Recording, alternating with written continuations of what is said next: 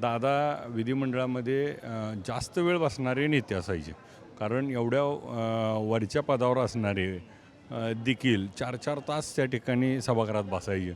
दादांकडं तिथं आत बसल्यानंतर गप्पा मारायला मिळायच्या.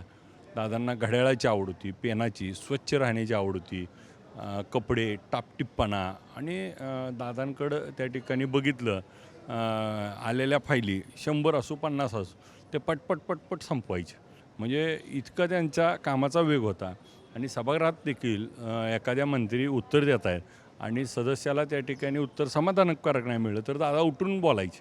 माझ्या देखील एका लक्षवेधीला त्या ठिकाणी उठून दादाने उत्तर दिलं होतं की मी बैठक घेतो आणि अधिवेशन संपायच्या आत बैठक घेतली, त्याच्यावर कारवाई केली.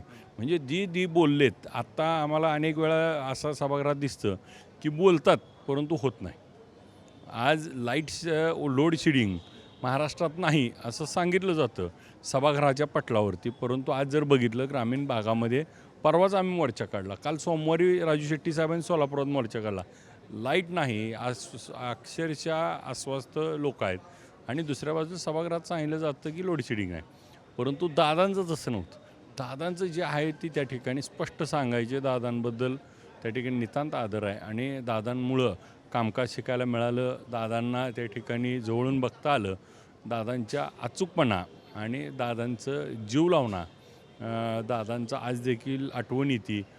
दादांबरोबरचे अनेक प्रसंग आठवतात आणि खरंच एक दिलदार मनाचा दिलदार राजा म्हणून दादांकडं आम्ही नेहमी आमच्या स्मरणात राहतील. दादा आमची प्रेरणास्थान आहेत. बातमी म्हणजे थोडक्यात.